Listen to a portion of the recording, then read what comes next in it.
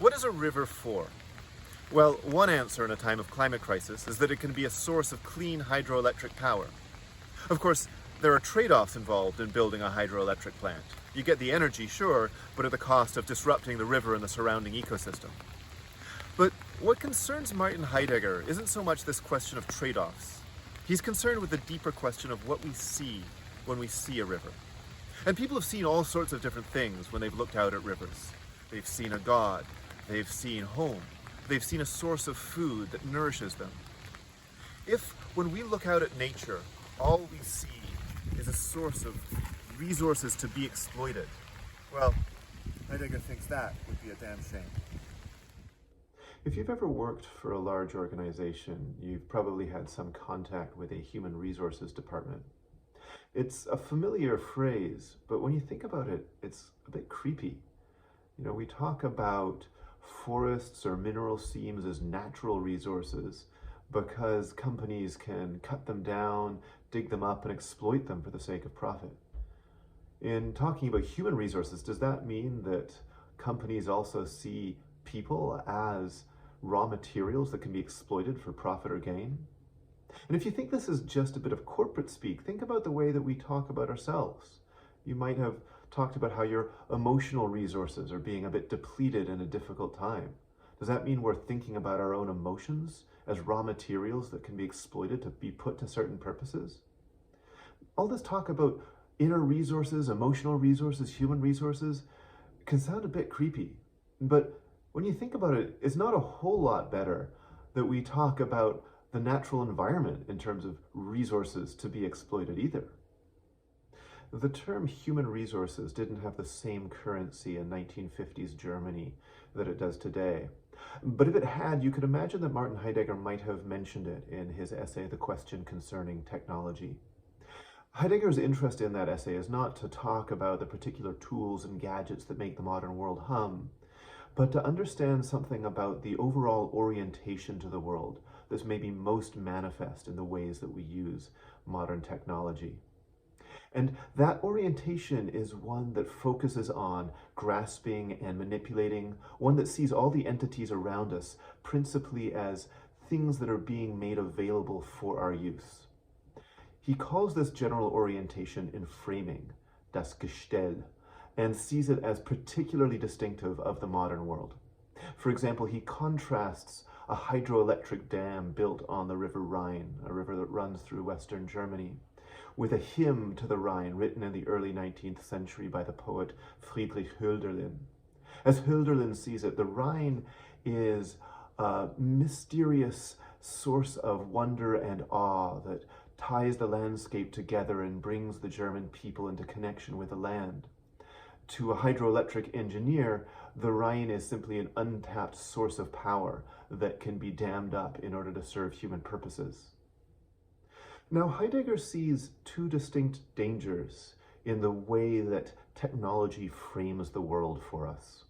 The first is that if we see everything around us as so many resources to be exploited, there's a danger that we turn that kind of resource exploitation lens on ourselves as well. And as I suggested earlier, I think we already do that expressions like human resources or emotional resources suggest even in our language itself, we treat ourselves in terms of resource exploitation. The second contrasting danger is that in seeing the world around us as stuff that's to be made available for our purposes, there's a danger that we come to see ourselves, as Heidegger puts it, as lords of the earth. That there's a kind of narcissism implicit in seeing all the stuff around us only in terms of how it serves our needs. That we make everything in the world ultimately about us. But behind these two dangers, I think Heidegger sees a deeper danger lurking. And that's that technological enframing risks obscuring the true essence of what it is to be human. And here it might help to draw a contrast between the essence of human existence with animal existence, at least as Heidegger understands it. So animals really are occupied in a day-to-day way with their immediate needs and the ways in which their immediate environment presents those needs to them. That the plants and other animals and water around them are food, they're sources of shelter, they're perhaps dangers to be avoided, but animals are sort of captivated by these day-to-day needs. Human beings, by contrast, are able to step back from their day-to-day needs and contemplate the world and their place in it, and contemplate the great mystery that there is a world at all, that there is something rather than nothing. And the danger that Heidegger sees in technology, I think, boils down to the idea that in focusing our attention on how things might best serve our purposes, it obscures or distracts us from or blinds us from this more profound way of contemplating the world. And in doing so, it distracts us or obscures us from seeing the true essence of what it is to be human. Now, Heidegger isn't saying, let's smash all the machines and go back to some pre-technological agrarian utopia. He thinks that there are distinctive dangers in technology, but as he puts it, there also is a saving power in technology. And that saving power is this, that if we see the essence of technology as enframing, as a way of revealing the world, then in the essence of technology, we also see ourselves as beings to whom the world can be revealed. Now, enframing is a particularly aggressive and impatient way of revealing the world, but it is a way of revealing the world nonetheless. And if we can understand technology in its essence, as Heidegger sees it, we can maybe come into a closer understanding of our own essence as beings to whom the world can be revealed at all. And in this task, Heidegger thinks that art has a distinctive role to play, that art, like technology, is a product of human ingenuity. But unlike technology, art doesn't have this grasping and manipulating character, that art has a way of getting us to reflect on and contemplate our broader orientation to the world. And so, as a close cousin to technology, art may be able to point us toward a gentler and a more profound understanding of our own essence and of the world from within a technological framework. So what does all this have to do with the environment?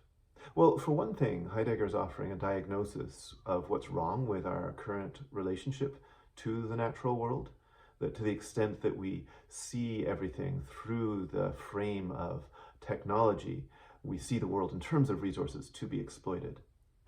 But Heidegger is also suggesting that in order to address the current environmental crisis, what's ultimately needed is a fundamental shift in our mindset, in the way that we relate to the world, so that technological fixes to the problems we've created on their own won't be enough.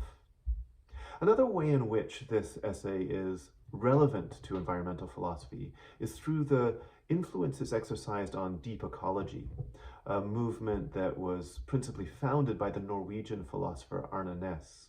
And Næss, like Heidegger, thinks that we need to radically reimagine our relationship with the natural world. The deep part of deep ecology lies precisely in this idea that it's a radical shift in mindset that's required, rather than just using the tools and the mentality already at our disposal in order to set about making the sorts of changes we need.